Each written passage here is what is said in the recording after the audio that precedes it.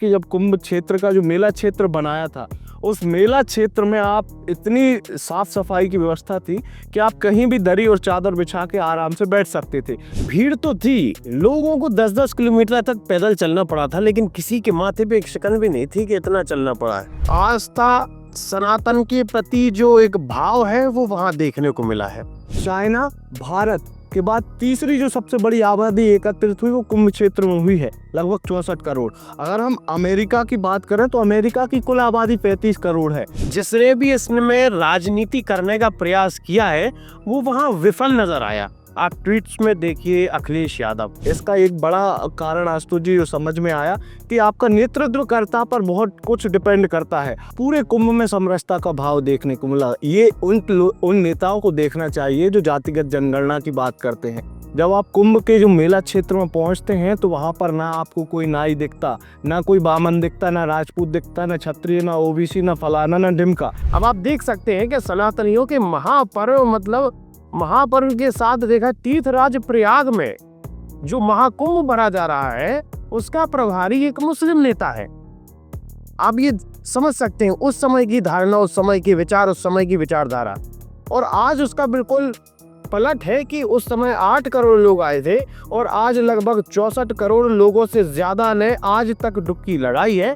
तो कुल मिलाकर इस बार कुंभ में लगभग 10 लाख से ज्यादा कल्पवासी थे और 9 लाख से ज्यादा साधु संत थे। जो 9 लाख साधु संत थे उनके लिए वहां पर अलग अलग व्यवस्थाएं की गई थी। 13,830 ट्रेनों के माध्यम से 30 करोड़ से ज्यादा लोग प्रयागराज में महाकुंभ में गंगा का स्नान करने पहुंचे।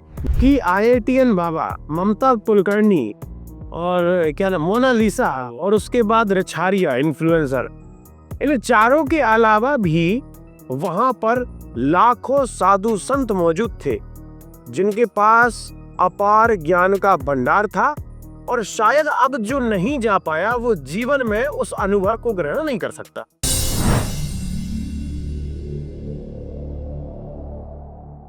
सनातनियों का महापर्व महाकुंभ, जिसका आज मतलब महाशिवरात्रि के दिन अंतिम शाही स्नान हुआ।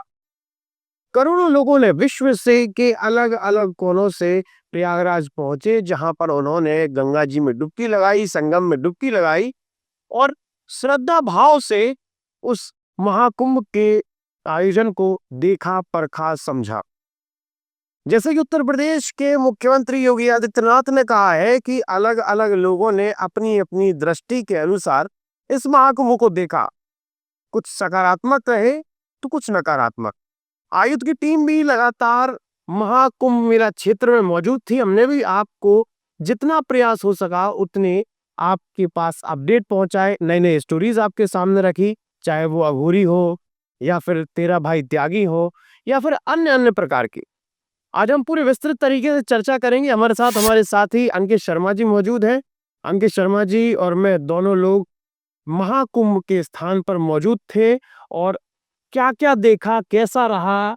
हमारे लिए तो अच्छा रहा, लेकिन जो लोगों की अलग अलग विचार आ रहे हैं, जो योगी जी ने जो कल एक सदन में भाषण दिया, उसके अनुसार क्या कहेंगे कि कैसा रहा महाकुंभ? आज 64 करोड़ लोगों ने स्नान किए हैं अब तक, क्या कहेंगे?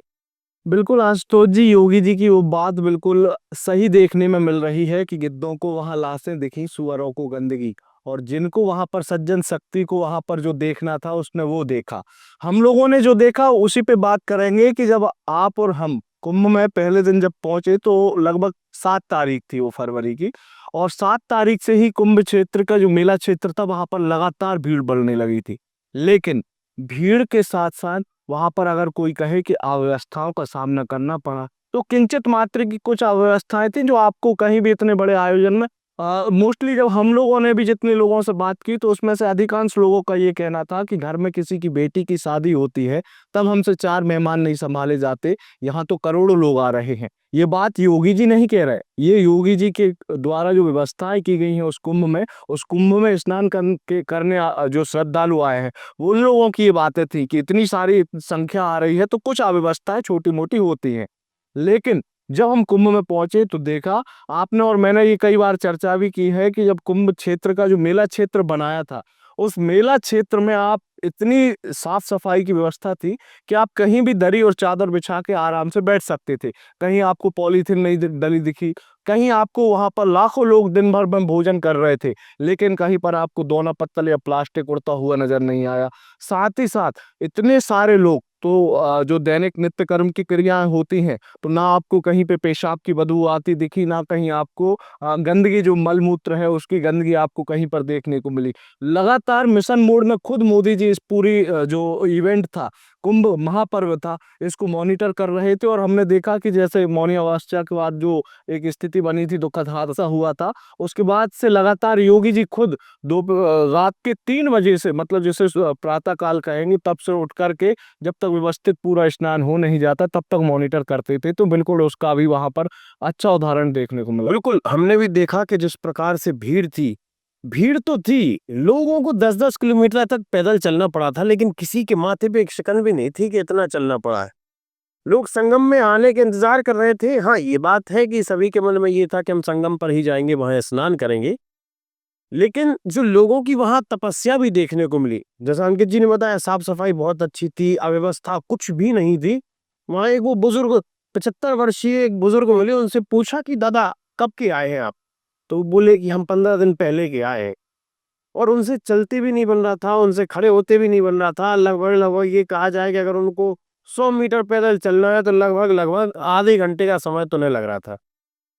यज्ञशाला में बैठे थे, वहीं रह रहे थे। तो आस्था, सनातन के प्रति जो एक भाव है वो वहां देखने को मिला है। बिल्कुल। बिल्कुल आशुतोष जी, और कुल मिला के एक और बात है कि ये जो कुंभ है, इसे महाकुंभ कहा जा रहा है कि लगभग 144 साल बाद आया है, लेकिन ये महाकुंभ रिकॉर्ड का भी हुआ है। मैं आपको बताऊं कि यहाँ पर एक साथ कई रिकॉर्ड बने हैं। पहली बार कोई इतना बड़ा कुंभ हुआ है जहाँ पर 64 करोड़ लोग, आप मानिए कि चाइना, भारत के बाद तीसरी जो सबसे बड़ी आबादी एकत्रित हुई वो कुंभ क्षेत्र में हुई है, लगभग 64 करोड़। अगर हम अमेरिका की बात करें तो अमेरिका की कुल आबादी 35 करोड़ है, लेकिन इतनी बड़ी आबादी वहां पर एकत्रित होना, उनको मैनेज करना, इसके लिए कहीं ना कहीं योगी सरकार सल्यूट की पात्र है। उनको लगातार सराहना भी मिल रही है। कहें तो देश के प्रधानमंत्री मोदी भी व्यवस्थाओं को लेकर खुश दिखे, केंद्रीय गृह मंत्री की भी प्रतिक्रिया आई। साथ ही साथ जो हमारे बड़े बड़े धर्माचार्य हैं, जिसमें शंकराचार्य हुए हैं, जो हमारे कांचीपुरम के शंकराचार्य जी हैं, उनका तो बयान भी सामने आया कि जब किसी एक संत ने इस तरीके की व्यवस्था की है तो उसने सब कुछ सोच के व्यवस्था की होगी। चारों पीठों के शंकराचार्यों के द्वारा इस पूरे महाकुंभ की तैयारियों को लेकर लगातार जो सरकार है, सरकार की सराहना की है आशुतोष जी। देखिए, कुल मिलाकर ये सनातनियों का महापर्व है, और जिसने भी इसमें राजनीति करने का प्रयास किया है वो वहां विफल नजर आया। आप ट्वीट्स में देखिए, अखिलेश यादव की सरकार 2013 में थी, उस समय भी कुंभ हुआ था। उस समय लगभग लगभग 7-7.5 करोड़ जनसंख्या थी, जो श्रद्धालु थे वो प्रयागराज पहुंचे थे। बड़ा हादसा हुआ था, सैकड़ों लोगों की जान गई थी, वो ऑन रिकॉर्ड आया है। साथ ही वहां के पुलिसकर्मी, सुरक्षा कर्मियों ने और प्रशासनिक अधिकारियों ने सनातनियों के ऊपर डंडे बरसाए थे 2013 में। लेकिन आज 2025 में जब प्रयागराज महाकुंभ में आप जाते हैं तो वहां पर लगे लाखों सुरक्षाकर्मी आपसे बड़े सौहार्द से बात करेंगे, बड़े प्रेम से बात करेंगे। अगर आप सक्षम नहीं हैं आगे चलने के लिए तो वो अपने शिविर में रुकवाएंगे। तो ये जो प्रेम भाव, मैत्री भाव, ये जो सौहार्द भाव वहां देखने को मिला है, कोई ऊंचा नहीं, कोई नीचा नहीं, जो समरसता उस स्थान पर देखने को मिली है। क्योंकि अब साधु संत की बात की जाए, हम कई बार उनके पास गए, उनके पास कल के भोजन का ठिकाना नहीं है। अगर यहाँ से जो प्रयागराज से वो अपने स्थान पर जाएंगे तो उनको कल का ठिकाना नहीं है कि भोजन कहाँ करेंगे। लेकिन वो प्रतिदिन 5-8 हजार लोगों को भोजन करा ही रहे हैं। वो खुद बना रहे हैं, पहले श्रद्धालुओं को भोजन करा रहे हैं, उसके बाद जो है वो भोजन ग्रहण कर रहे हैं। बिल्कुल आशुतोष जी, आपने बिल्कुल एक शब्द अभी उपयोग किया, समरसता का भाव। पूरे कुंभ में समरसता का भाव देखने को मिला। ये उन नेताओं को देखना चाहिए जो जातिगत जनगणना की बात करते हैं।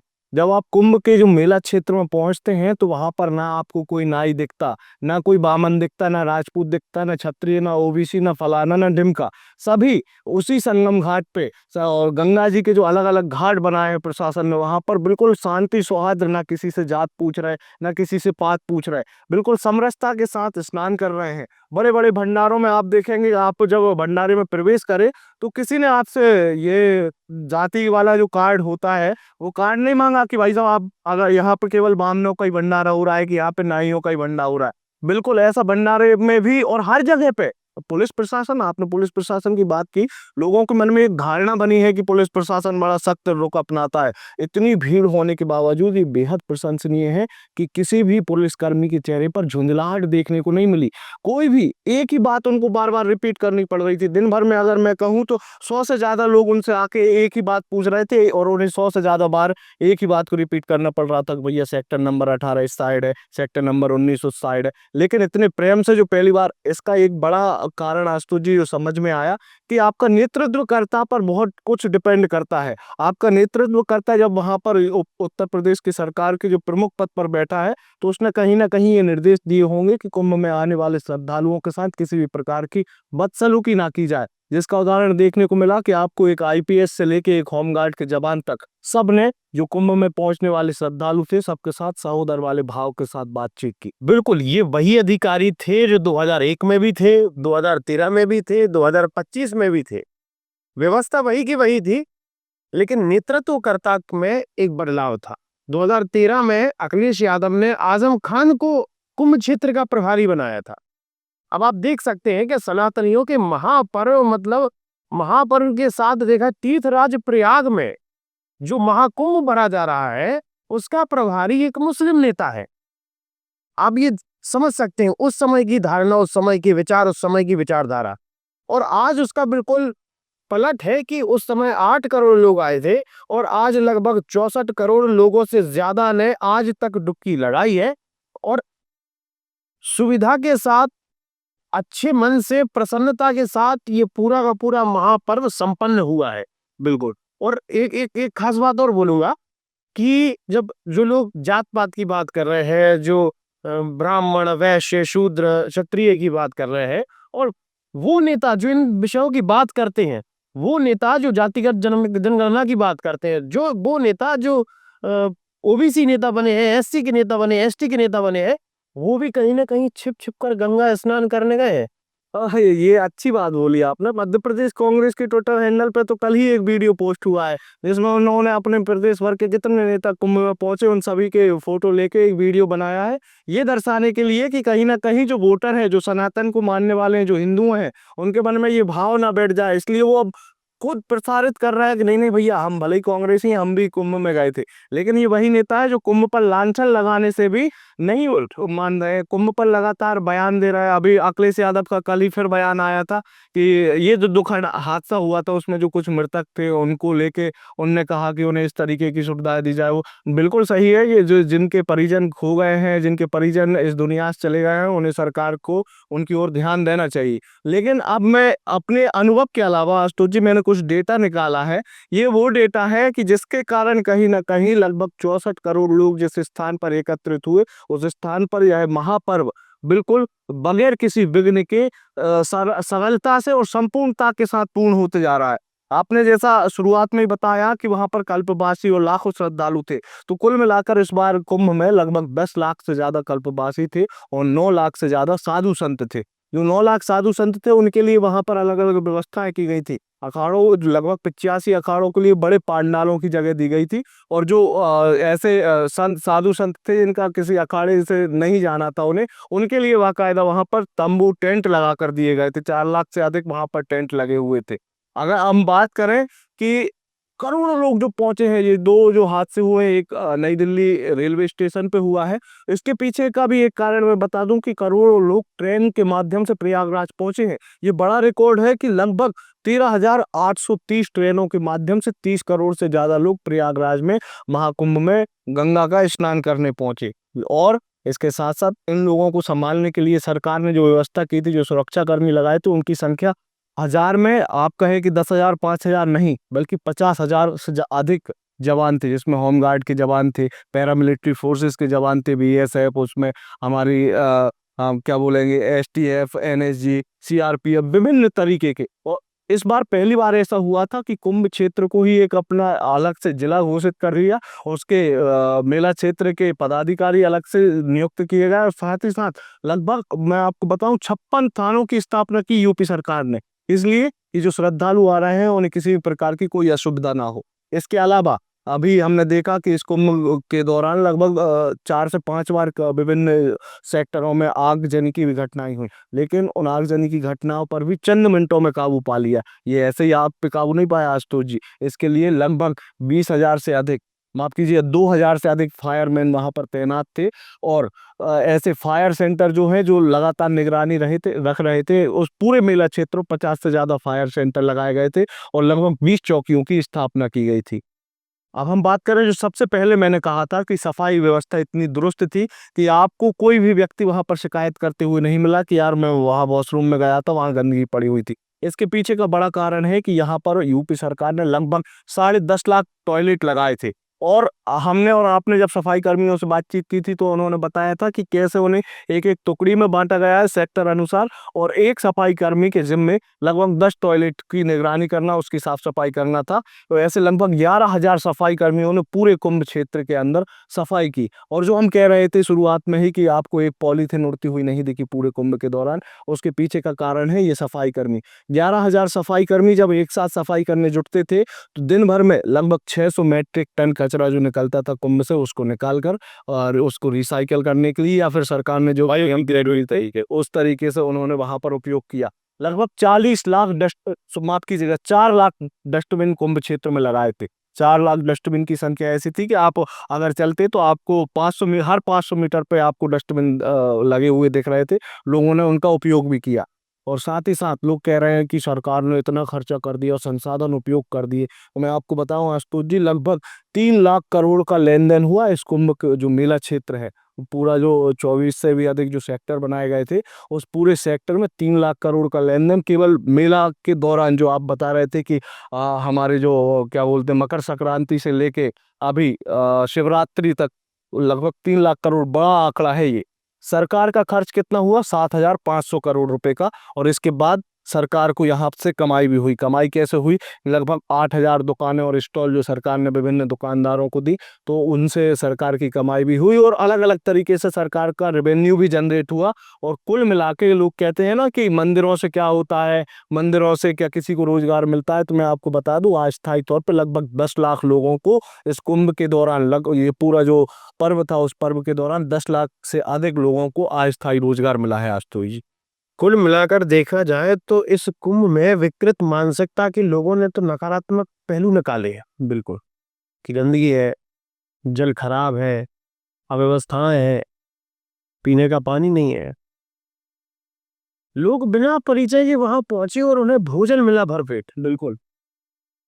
किसी भी तंबू, किसी भी कैंप के किसी भी भंडारे में जाकर वो रह सकते थे, भोजन कर सकते थे, कोई व्यक्ति ने ची तक नहीं गई इनसे। अगर इसी महाकुंभ के हम नकारात्मक पहलुओं की बात करें तो कई सारे हो सकते हैं, लेकिन आज सुखद तौर पर ये महाकुंभ संपन्न हुआ है। इसके हम सकारात्मक पहलुओं पर बात करेंगे। बिल्कुल शुरुआत संत जी, त्यागी, तपस्वी, सिर्फ हमने पहले भी कहा था कि IITN बाबा, ममता कुलकर्णी और क्या नाम मोनालिसा और उसके बाद रिछारिया इन्फ्लुएंसर, इन चारों के अलावा भी वहां पर लाखों साधु संत मौजूद थे जिनके पास अपार ज्ञान का भंडार था।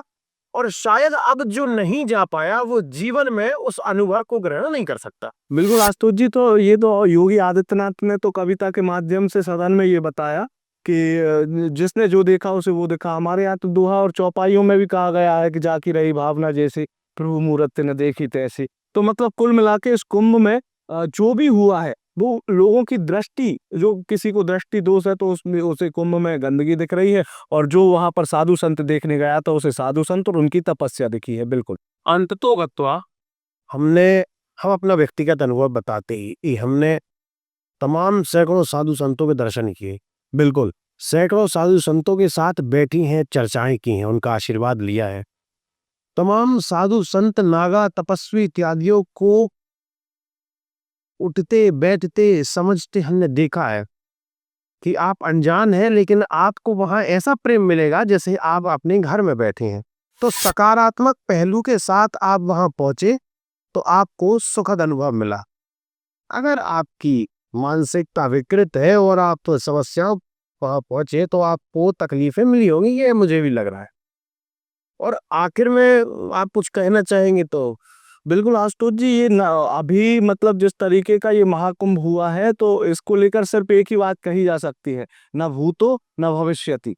न पहले कभी हुआ था और भगवान ने चाहा तो आगे हो सकता है इससे अच्छा, लेकिन अभी तक इतिहास में सबसे व्यवस्थित तरीके से इतने बड़े क्राउड को मैनेज कर लेना और सारी व्यवस्थाओं का मैनेजमेंट कर लेना, ये पहली बार ऐसा देख रहे हैं और इसकी सराहना पूरी दुनिया कर रही है। तो जो विभिन्न देशों के श्रद्धालु पहुंचे वो लोग भी ये कह रहे हैं कि आस्था का ऐसा महापर्व उन्होंने जीवन में कहीं और किसी देश में नहीं देखा जो कहें कि भारत देश में देखने को मिला है।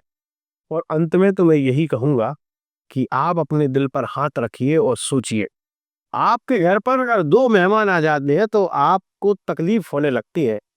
ऊपर से लेकर नीचे तक आप कांपने लगते हो, ये सोचते हैं कि ये कब जाए, भले वो आप कितने नजदीक वाले हो या कितने ही दूर वाले। प्रयागराज जहां पर लगभग 40 लाख की जनसंख्या है, वहां पर 64 करोड़ से ज्यादा श्रद्धालुओं ने श्रद्धा की डुबकी लगाई और सारे लोग प्रसन्न प्रसन्न अपने घर लौटे। इसी के साथ जो घटनाएं हुई हैं, घटना में जिन लोगों के परिवार से कोई हादसा हुआ है, उनके घर में क्षति पहुंची है, परिवार में क्षति हुई है, उनके साथ भी परिवार की संवेदनाएं है। साथ ही ये आशा अपेक्षा करते हैं कि अगले 12 वर्ष बाद इससे भी भव्य और दिव्य कुंभ लगे। आपका बहुत बहुत धन्यवाद। लगातार जुड़े रहने के लिए आयुध को सब्सक्राइब जरूर करें।